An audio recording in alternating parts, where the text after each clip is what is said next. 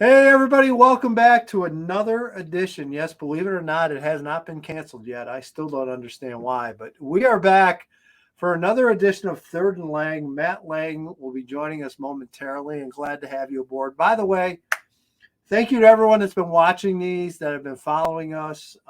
Again, it's great for the feedback. If you ever have any questions, you can get a hold of me, obviously Twitter, Instagram, whatever. Would love to hear suggestions, thoughts towards the show, guest ideas. We would love to hear from you and get your feedback. In the meantime, well, he's raring to go, so we'll bring him in.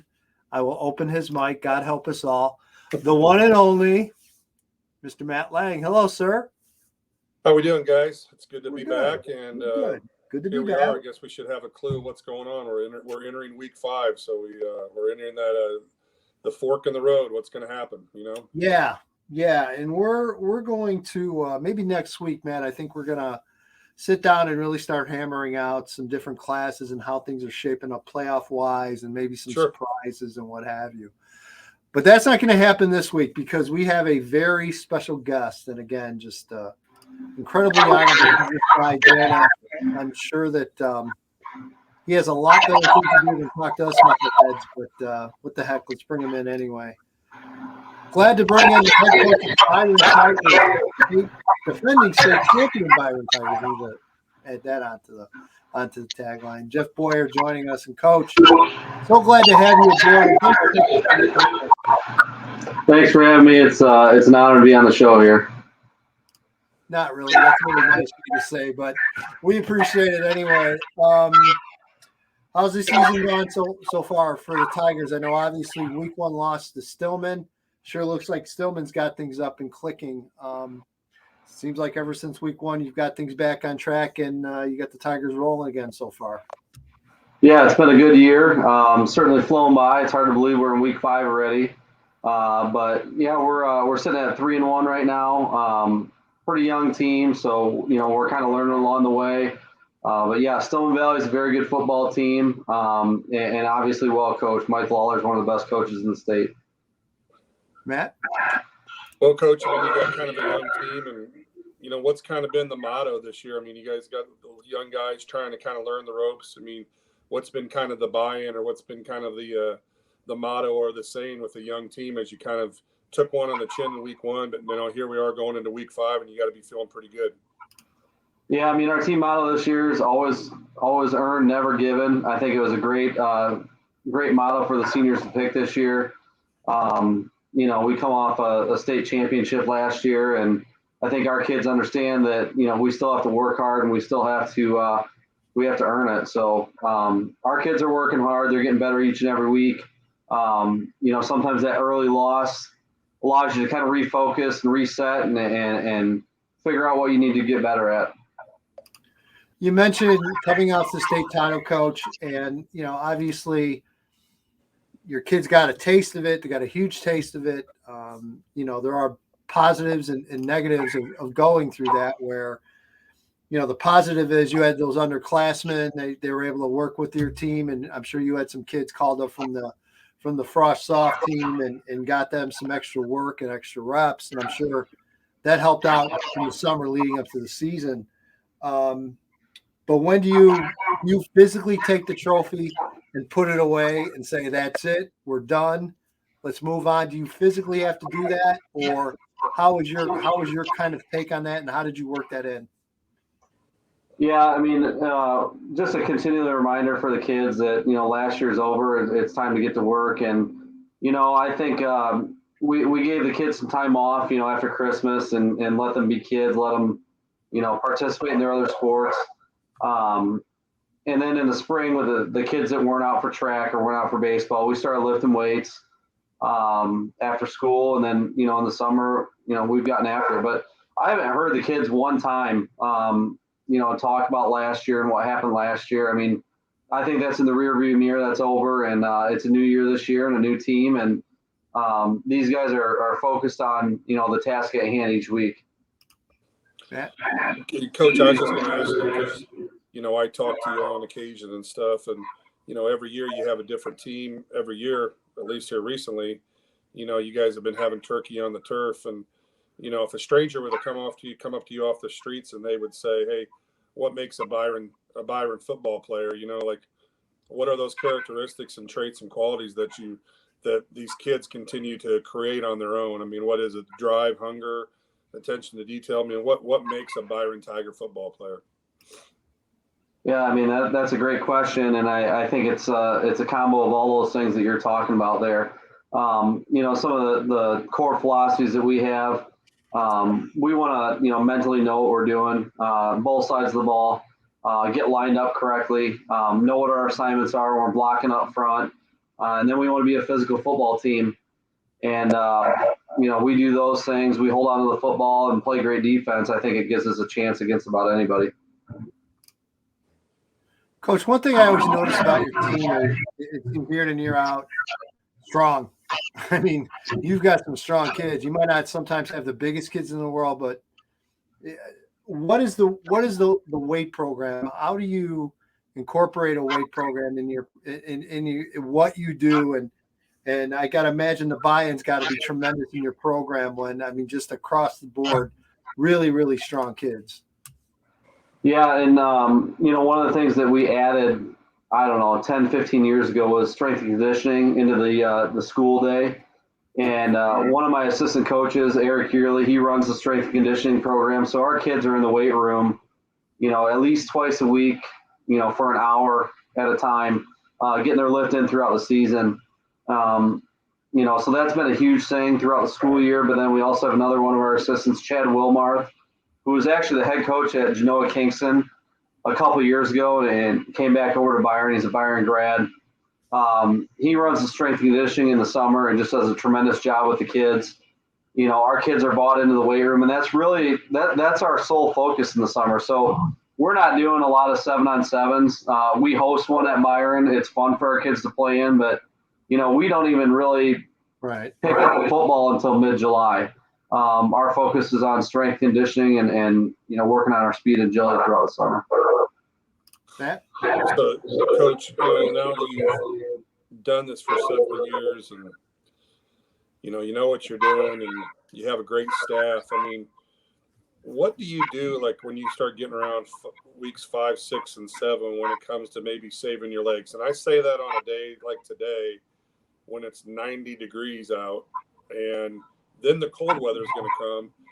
Are there certain things you do as you enter weeks 5, 6, and 7 as you get ready for the end of the year to kind of save your legs and get mentally sharp? Is there a secret sauce or secret recipe that Byron football does?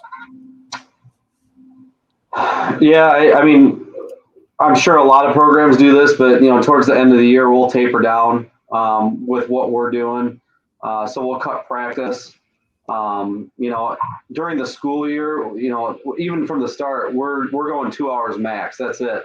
And then we get the kids out. And then I would say at the end of the year, we might be an hour and a half at the end of the year. So we really taper down. The other thing that we'll do, and we've been very fortunate, down the stretch with injuries, we've stayed pretty healthy, when we're blocking on offense in practice, we're on bags and shields, pretty much every day to keep our kids healthy, keep them fresh and ready to go for the weekend. Jeff, looking back at last year, one of the things that I had noticed and really noticed across the state, and it just kind of hit me over the head after the first couple of weeks of the season because of the whole COVID issues, and you had kids coming off that year where they went football immediately into football, or immediately into basketball, or immediately into baseball, where you had kids, especially in the smaller schools, you had kids literally going probably every single day doing another sport.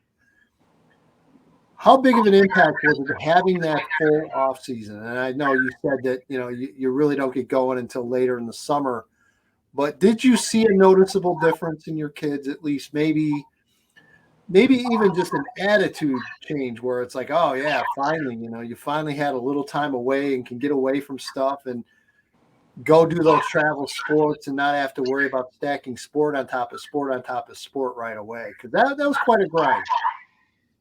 Yeah, it certainly was. You go from the spring season, and you have a shortened summer because they're playing baseball or whatnot, and then you jump right into the fall season. I thought like that year our kids did a really good job of handling things, and I think that spring season actually what was a big contributor to why we had some success last year, and it gave us a chance to get some young kids really caught up and ready to go at the varsity level. I'll use Braden Smith as an example. He was a sophomore back in that spring season, and for him to get those 5 games as a sophomore was crucial to his development and getting ready to go, as a junior. So I do think that did help us, and we kind of took advantage of that. But yeah, it certainly was nice, as I'm speaking personally as a husband, as a father, to have some free time here this summer to, head down to Florida or, go to my son's travel baseball games, on the weekends, stuff like that. And I know the kids took advantage of that as well. They had some time away, and I think that's important because, here at Byron, our philosophy is we want these kids to come in excited in August and ready to go. We don't want to burn them out in June and July. Coach, I was going to just ask you, all the years you've been there and football in general, what are, we talk about not wanting to burn kids out and just keeping them fresh. I mean, what are some things that you have noticed about the trend of football and kind of like, what do you like and what don't you like? What are some things that you think are going good for the game of football? I mean, what are some things that maybe are concerning you about the game of football?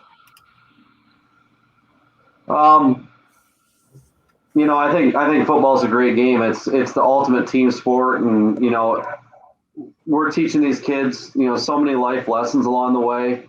It's not even about the wins and losses. It never has been.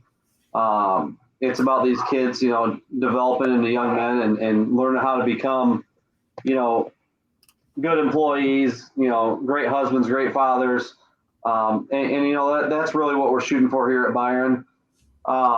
So I think, that's the positive, always has been the positive about football.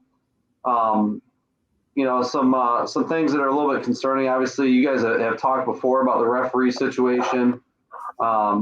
We could kind of talk about, participation numbers. Maybe there's a few less kids that are taking part in this, or, maybe they're getting involved in, basketball year round or wrestling year round, and, really not getting the full high school experience by, playing 3 sports. And, I'd like to see those kids have all those experiences. I think, all of them, have positives that come along with them. And I'd like to see more kids participate in more sports. Yeah, I think that seems to be a very familiar cry from a lot of coaches for sure, that there have been less and less coach. There's no doubt about it. Less and less, or more and more in specialization. And yeah, it's a great point for sure. So the one thing I've been dying to talk to you about, and let me set this up as far as where this comes from. So obviously I'm out in the Joliet area, and the radio station that I do stuff for covers Wilmington. You might have heard of Wilmington. Jeff Reitz might know that guy a little bit. And yeah, we met. Up until you two have gone against each other a couple of times in the state playoffs, and up until last year before they went down to 2A, it was generally okay. Well, the brackets are out. How long until I play Byron? It just got to the point where he'd expect it every year. Okay, all right. Is it going to be round 2? Is it going to be the quarterfinal round? What round are we going to run into Byron? I'm sure you feel relatively the same way with those guys as well. I was so excited to hopefully think that this was going to be the year that we got you out of your northern quadrant and let you get on the road and get a little wing under your arms, and let's go to Central Illinois. Let's go to Southern Illinois in the first round or 2 or 3. And just play some different people. How was that disappointing to you? And is that something that you really are in favor, or does it really matter one way or the other to you? I was very excited when they decided to go 1 through 32 because I think one of the special things about the playoffs is getting to play new people. And You're exactly right. For a while there, we were playing Wilmington every single year. We played them 5 years. I've been coaching. I think this is my 11th, starting to lose track now. But Jeff's obviously been there a lot longer than I have. But almost half the time I've been coaching, we play them in the playoffs, and we've had some great games. Don't get me wrong, but we had a year where we played Monticello in the playoffs in round 2, and then we played Williamsville down at Williamsville in the quarterfinal game. And what an experience to get on the road and go down there and play and see a new field and play a different program. I think that's one of the special things about the playoffs. And I certainly hope down the road that they reconsider that. But it is what it is right now. Yeah, I get it. I mean, it's at the time when they decided to kind of hold off on the change. It was what, $5.50 up here, almost $6 a gallon for gas.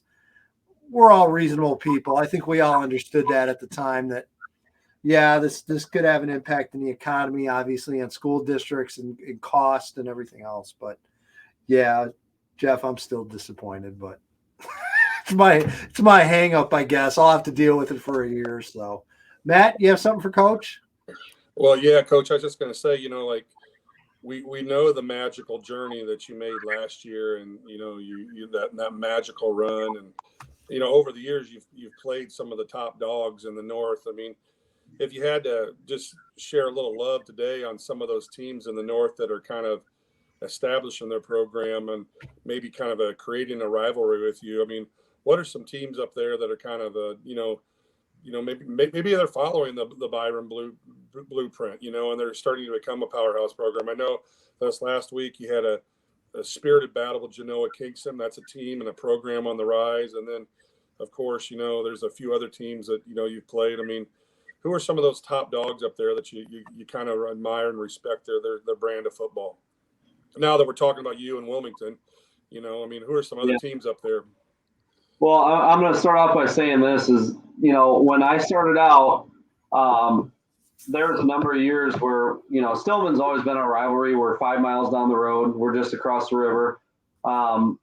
Stillman had some great teams over the years. And, I was a coach for a while, here at Byron and getting beat on, by Stillman. So, our program was aspiring to be like them and make these long playoff runs, win a state championship.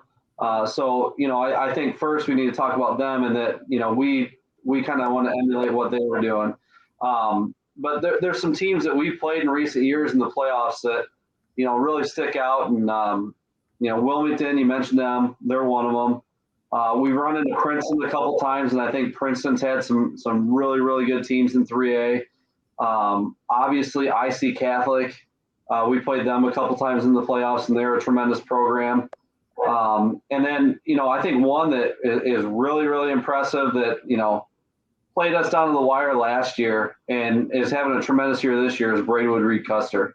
Yeah. I think they got a great team. I know they got a big test in 2 weeks against Wilmington, and it'll be interesting to see, how that game turns out. Yeah, Gavin Johnson, Coach, has done a great job with Reed Custer, and it's one of those districts where talk about a sleeping giant, and they are starting to wake up. They're playing out a brand new turf field this year, and that community has always been supportive, and now they've gotten football crazy. And you mentioned, I mean, that's in this whole corridor with Coal City, and you got Reed Custer and Wilmington, and you got Lyle in that conference, and there's some great teams. And again, you mentioned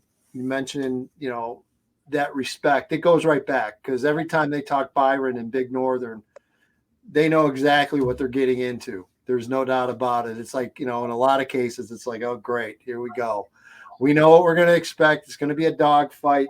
The last thing you want to do is be a road team having to go play in the Big Northern schools and vice versa, I'm sure.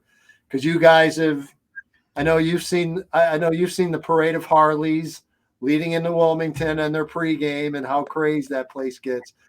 Talk about that atmosphere and you guys have done some special things in your pregame as well at Byron. Talk about some of the better atmospheres around the state that you've been a part of? Yeah, I mean, Wilmington. I mean, that's classic. You got the Harleys coming out of the trees and the kids following them in the smoke, and it's a really, really neat place to play. I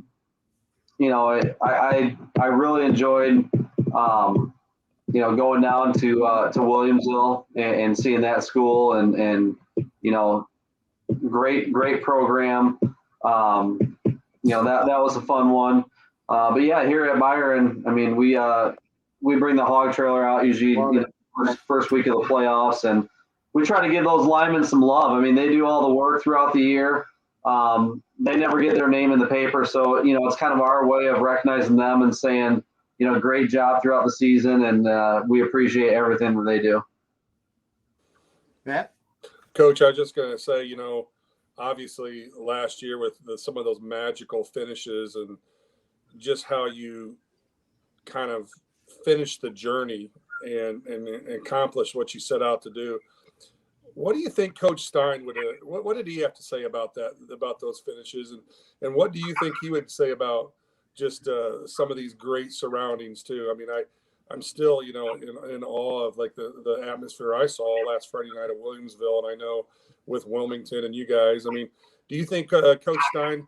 Do you think is he old school, that he doesn't really care too much about that atmosphere stuff, or what do you think he thinks of it? And then maybe if you could just elaborate a little bit about those crazy endings, and what did Coach Stein think of those crazy innings? Because, Coach, let's face it, I mean, those were some slobber knocker endings that you had last year.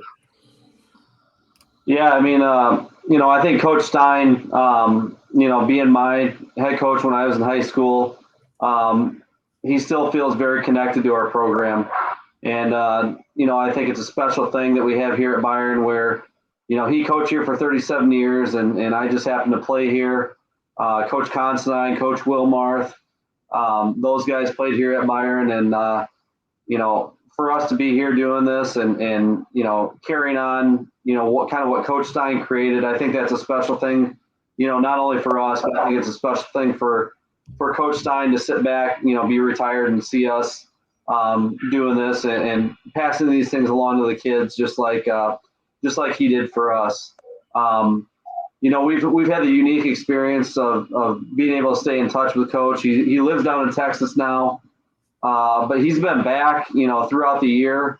He'll come watch a game every once in a while, and we've also, been fortunate enough. He's been to the last 3 state championships that we were at, and real special thing. He was able to come speak to the team last year, and along with Coach Dalton and Coach O'Neill, some guys that ran the program, before we took over and were running it. And I think that was a real special thing, not only for me but for the kids to experience. And you mentioned a little bit about down the stretch there, some of the games that we had. I mean, you hope for a finish like that maybe once in your career, and we had them in back-to-back weeks. It was just unreal. I mean, the quarterfinal game, we went down 24-21 in the fourth quarter with, 3-4 minutes to go, and we were able to drive the ball, 70 yards, something like that, and score with 12 seconds on the clock. So, that was amazing, and after that game, I'm just thinking, wow, what just happened? It was awesome. And then we followed up the next week. We played at IHSA Catholic and played a tremendous program. Great football team, great talent. We really did our best to slow that game down and control the football. And we went in at halftime down 14-0. I mean, we had a couple drives where we had moved the ball, but we were trailing and just happened to, keep grinding away and got some stops in that second half and punched one in with maybe 3 minutes to go. Had to get an onside kick. We kicked the onside kick. We get that. And then we drive the length of the field. And, there's, 5 seconds on the clock and we score. And, we're sitting at 14-13 and decide to go for 2 and go for the win to get in the state championship, and we get it.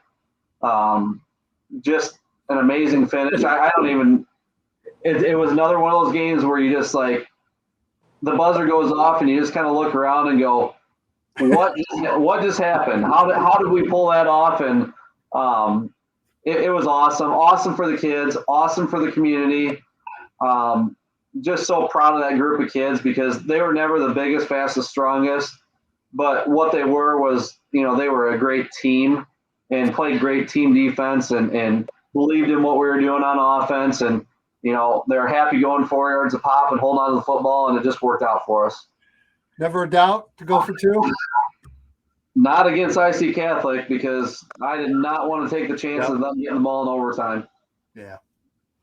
Well, I think we got 3 bald guys shaking our heads still a year later, and it's just amazing. Yeah, so I mean, it's what makes high school football so special is, a game like that. You also look at like the Cary Grove East St. Louis game. What a game, and for that to come down to the wire, it just makes high school football special. Coach, you mentioned Coach Stein coming to the state title games, and I remember I was on the turf and saw him walk out, and a buddy of mine saw and goes, "Man, that is just unfair. That is so unfair that they got Everett Stein walking out with these guys, on their sideline." It's the only other time I've ever seen a reaction like that from others was I saw it at Joliet Catholic when Gordy Gillespie came out and worked the sidelines a little bit with Dan Sharp.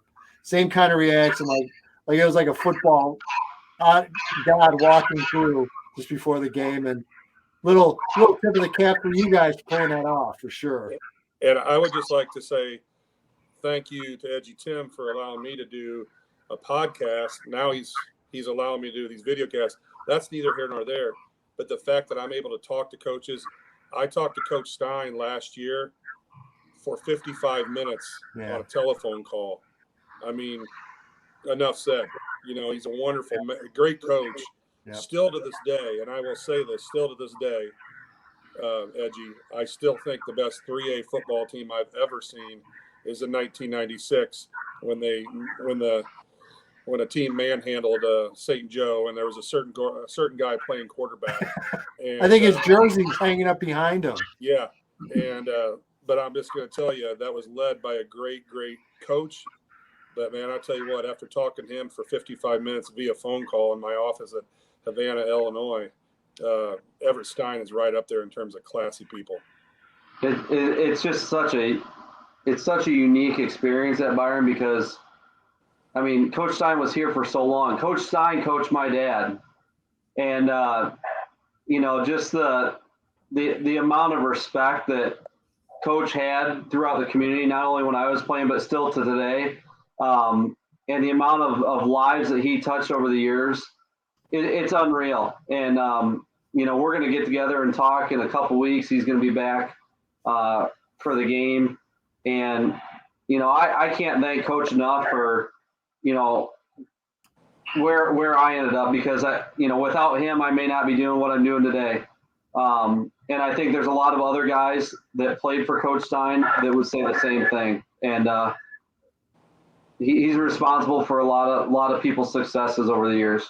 Well, you mentioned the impact that he's had on you, just not even from the football side, but off the field. What are some of them when you look back now and think, you didn't maybe realize it at the time, but as you've gotten older and now that you've become a coach, what are some of those lessons that maybe he passed on to you that you're obviously taking and hopefully passing on to your generation of kids here? Well, I mean, the obvious that most coaches, I think, would want to pass on their players, how to be on time, how to work hard, how to play as a team, how to have respect for others. But, the program here at Byron, it was much more than just football. Great family atmosphere here at Byron. Coach Stein did a lot to involve the families, whether it was a fifth quarter, after a Friday night, a mom's night dinner, a dad's night dinner. So my family had, some very unique experiences, and the families today still have those same experiences where they can sit down. A couple weeks ago, we had a father-son, steak fry and had a guest speaker come in and talk to that group of people. Just a really unique thing. Coach Stein always preached, being a good person, being a good husband, being a great father.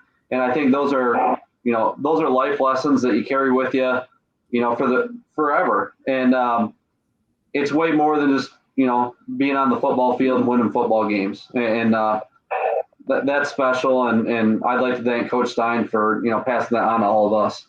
Yeah. So, Coach, what was his approach in the summer? Coach Stein's approach in the summer, and then also, like, what was his approach in practice? I mean, was he a barker? Was he a screamer? Could he give you a Coach Stein look, and you knew, like, okay, I better pick it up, or did he have that cold stare, or was he dare I say, was he like a father figure to every player on the team? Because geez, I mean, still to this day, and I'm so thankful that Tim has given me this chance to talk to coaches, and you can tell I talk to everybody, whether they want to talk to me or not. Just still talking to him for those 50 minutes, it was just, I could just really feel the passion in his heart and soul about Byron football. And I just kind of want to know what he was like on the practice field and in games. Was he a great halftime adjuster? What was he like? Could you give us a behind the scenes? Well, hey, playing quarterback at Byron and having to run over the sidelines and talk to Coach Stein after every play, that can be a difficult thing. So, I was by the way, he told me that too. He told me that's the reason. This is for another podcast and video cast. He elaborated about you, Jeff. Elaborated about you, and he was so proud of you. Last year as we're going to that state championship game, he's just so proud of you because he has a special place in his heart for you. Now, he won't say that because he loves everybody, but Jeff, I mean, yeah, I know what you're saying about that connection with the quarterback and the head coach. Yeah, so we had some interesting conversations. We'll just leave it at that. But Coach Stein, no matter what was said on the field or how it was said, you knew he loved you. And I was also very good at filtering it out and on in the next play. And I think Coach trusted me too. That's why it all worked. But I would say Coach Stein's the greatest part about him being a coach was just the way that he motivated young men. And I think by the time that I was in the program had been established to a point where we were one of the best in the state. So showing up and practicing hard and playing hard, that was never in question. You always did that. But Coach Stein, he was certainly hard on us, but at the same time, you always knew that he loved you and that the guy would do anything for you. And still to this day, he was the greatest coach that I've had. And I had the opportunity to go on. I played, college baseball. I played college football for a year. So I've been a part of a lot of different programs, and I had some other great coaches in high school too, in wrestling and also in baseball. But, Coach Stein is just, it was just awesome. And I think I heard that from home too, because my dad thinks the world of Coach Stein. Like I said, he played for him long time ago. And, so it was a pretty unique thing that myself and my other two brothers were able to come up through the program and also play for Coach Stein. So, Jeff, who's that one program out there that you've never played that you would love to play someday? The one team that we've never played? That you would love to play. Oh, geez. You're putting me on the spot here. That's what I do. Gosh, we're waiting. Okay. I'll let you mill that one around a little bit. We're rocking. Matt, do you have any programs, Matt, that you would love to see coach play? Yeah. Hey, what about Olympia? Maybe we could somehow, schedule that non-conference game. We may meet. I don't know. Really, no. I always like just playing new people. So, it's awesome when you sit down, you break down a film, and you're trying to dissect, what they're doing and how they're doing it, and it's a new game plan in those weekends. I just think it's an awesome thing to go through in the playoffs. So, really anyone that we can play that is someone different, I think is a awesome thing. But there's certainly been teams over the years that, they've always been in our playoff bracket. We just never seem to play them. Like, Piatone, they've been good at times. I'm trying to think of a couple others that have popped up, but yeah. We'll put that on the back burner. Yeah. Okay. Well, I know just for me, I'll just say this right now. I know for me, in my wonderful run at Fisher, the glory years of running wing T football, I like wing T against wing T. So if I had a dream matchup for Byron, I would, and I know that these other schools are a little bit bigger in enrollment. I'd love to see Byron versus Geneseo, wing T, clash of the Titans, a Byron versus Richmond Burton, clash of the Titans. You know what I'm saying? Just a pure Donnybrook, two bulldozers going at it. I think that the most important play of the game would probably be the coin toss. You know what I'm saying? Who's going to get the ball first? Yeah. And, now that you say something like that, I started out at Rochelle, so I coached there for 4 years. And a lot of the guys that are still on staff there were guys that I coach with. That would be a pretty unique experience to go back and play, someone that, I was able to coach at. But yeah, who knows down the road who you're going to end up playing. But yeah, new experiences are great.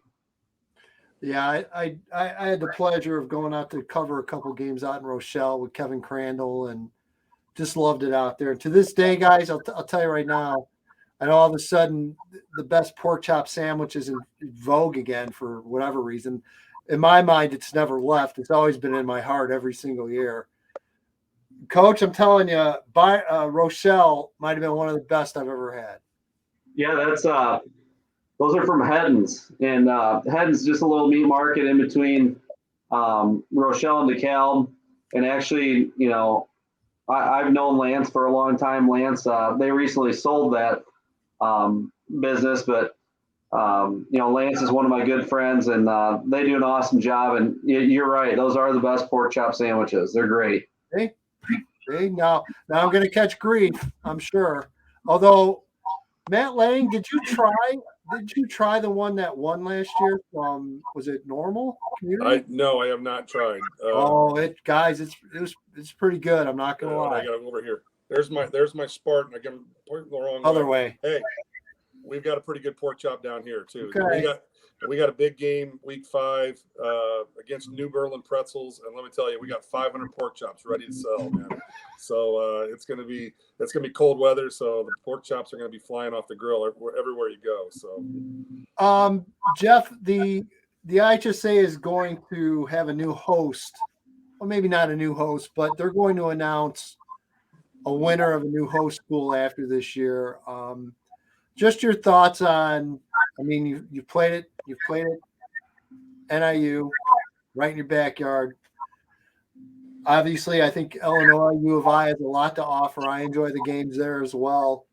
Your thoughts on possibly going somewhere new and just your experiences of playing in and watching and just experiencing that state final year in and year out, and is there a preference one over the other, or just your thoughts on maybe who can wind up being the new host? Yeah, first I think U of I and NIU have both done a tremendous job. I mean, in 18 we played down at U of I, in 19 and also 21 we played at NIU, and both are awesome. Okay. NIU for us is a nice thing, just because it's almost like having a home game. I mean, 45 minutes we're there. Our fans travel so well. So I thought that was awesome.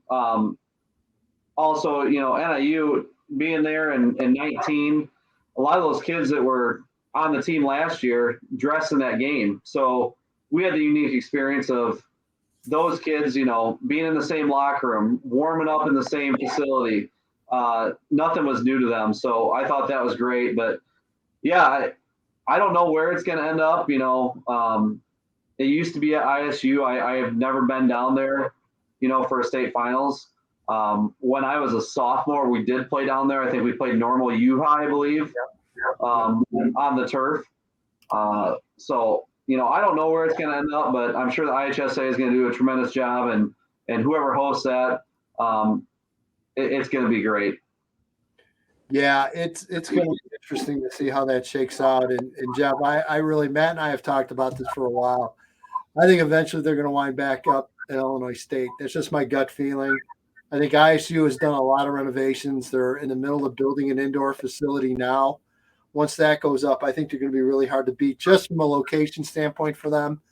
Plus, let's face it, it is about as central in the state as you can get.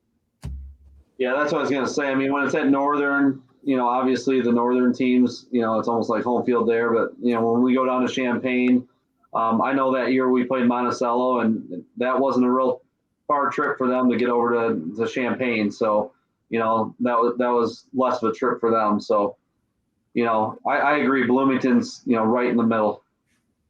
Matt, what else you got for Coach? Well, I was just going to say, I think with Illinois State, I just want to add on to that. You got major interstates rolling into Bloomington Normal, 74, 39, 55, 57. I mean, I think it's just going to be a matter of time. Jeff, I got a real quick question to ask you. Just a kind of a rapid fire real quick. I got two questions, actually. Who are some of the best state championship football teams you've seen in smaller classes? And I kind of want to save this till later, but I'm going to ask you right now because I want you to think about it, and then you can answer at the end. Who wins the state championship? Jeff Boyer quarterback 1996 team, or one of these state teams that you brought down to the turf? I know you get asked that a lot. You can answer that one later, but give me some of the good teams you've seen in state title games. Yeah, I think one of the best teams that we have ever played in 3A was Bishop Mack, and that was back in, I want to say it was in 15 when we played them. We played in the quarterfinal, and we rushed for 450 yards and still got beat by 21 points. So, wow. They were unreal. And actually, their running back, Jonathan Ward, he's still playing, I think, with the Arizona Cardinals. Yep.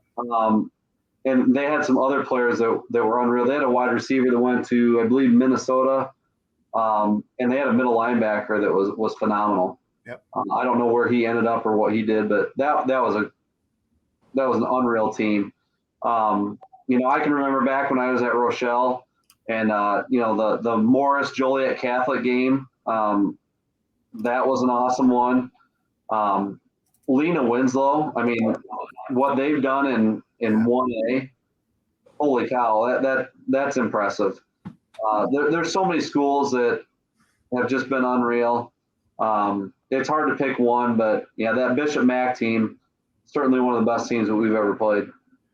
What about someday a Lena Winslow Byron matchup? I know obviously there's discrepancies with enrollments and what have you, but I don't know, Coach. I get the feeling Lewin doesn't back down from too many people, and I know you don't back down from anyone either. That'd be a little interesting ball game.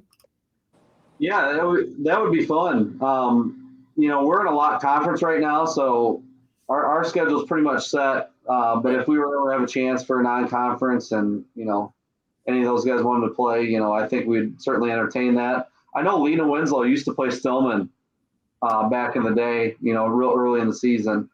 And that had to have been back in probably the late 90s, early 2000s, something like that. And that was always a great matchup. See, I am not a big fan of lock conferences, and I've made that very clear for a long time. But I also understand that it does work from some people, and it definitely seems like it works for you guys in the Big Northern. Yeah, it has. I think it's made scheduling easy. My first year and second year, we had to play a team out of Wisconsin, Nakusa, Wisconsin. So we literally went 4.5 hours north and played a game up in the Northwoods. and it's because we couldn't find anyone to play around here. So that becomes the problem. Yeah. Yeah. There's no doubt about it. There's no doubt about it. Jeff, I appreciate you taking. I know Matt does as well, taking time. Just wish you the best of luck. Go get them. And again, I have a feeling, fingers crossed, we'll be watching you and talking to you come state title time again this year. So, again, look forward to following the Byron Tigers. And, pal, just good luck and best of luck to you in the rest of the year, okay? Thank you. Appreciate the coverage. You guys do a great job. Always love listening to this. All right, pal. Well, have a good rest of the season, okay? You bet, Jeff. Here. You bet. All right, that's Jeff Boyer joining us from Byron. That was fun. Yeah, that was really good. He's been a big resource of mine just to answer questions. And he's been very therapeutic for me in terms of kind of getting out of the head coaching arena and being an assistant. And but I'm not going to lie. I mean, I love that style of football. He's an Augustana guy. Yeah. My sister went to Augustana. I like wing tee football, and I think he's one of the best. And it works. To see what he's gone through, the two heartbreakers against Byron and Williamsville, and then to come back and to win those games like they did, and then to beat Unity for the state title game, that was pretty neat. I remember that IC game. You were watching that online or something because you kept texting me like, "You're not going to believe this. You're not going to believe this. You're not going to believe this." Just again an amazing finish. And I got the information for somebody, and then I called Jeff, and he was celebrating with his, the community, and he's like, "I'll call you back in a half hour." And he called me back. He's like, "Matt, you're not going to believe this." So one thing I will leave and talking about playoffs, and there's a guy on my free board named Catch 22 that's kind of does projections as well and does a really good job. And just to give you an idea of what Byron could be looking at again, he talked about Reed Custer. So here's what my guys got projected in 3A in the upper bracket. You ready? Princeton right now is a 1 seed.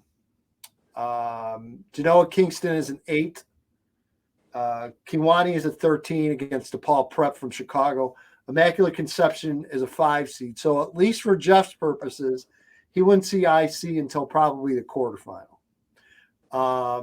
And obviously not taking anything away from Genoa or Princeton, some very, very strong teams. By the way, that Immaculate Conception team, according to this projection, would open up against Marion Central Catholic from Woodstock. So those are two power programs knocking each other in the first round. Yeah. So he currently has Byron as a 7 seed. Obviously, that loss to Stillman is a little bit of an impact there. Actually, he has Stillman as a 3 seed right now, according to his projections. So he'd have Byron against Piatone. Didn't Jeff just say he'd never played Piatone before? Yeah. Well, there you go, Jeff. According to my guy, congratulations. You'll be hosting them in the first round. So he would play, according to this projection, again, obviously it's just a projection. He would host Piatone, would play the winner of Montini, Reed Custer. How's that one sit with you, Matt Leng? Yeah, well, this is all going to come down the pike here pretty soon. But, I mean, I think just from talking to guys I've talked to, and I've talked to Ryan Pearson here today, and we'll talk more about his team next week. I mean, I think 3A is going to be loaded. I mean, it's going to be loaded. Just finish off that bracket. If you'd win that game, you know who you'd play? Probably Stillman. Yeah. Piece of cake. So a lot of heavy hitters up there in the north and 3A, and it's going to be really interesting. It's going to be. We'll dig into it next. 3A is a juggernaut. 3A is a juggernaut. We'll dig into it fully next week for sure. But we're going to wrap this up. Almost 50 minutes, Matt. So there you go. I'll be quiet. No, you're all good. So hey, for Matt Leng, I'm EDGYTIM. Thanks for watching, everybody. We appreciate it.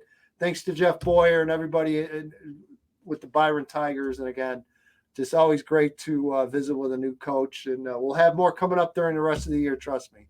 But next week, Matt, I think we put our heads together and start looking ahead a little bit. Because the research is coming. We got a lot of names to talk about, a lot of programs, and 1A, 2A, 3A, and dip into 4A. I know that's your wheelhouse, but 1A through 3A, I will have the names and the coaches as we go into week 6. So next week, we put 5 games underneath our belt, and we'll be going into week 6. So we'll No really doubt. need to kind of dissect some teams.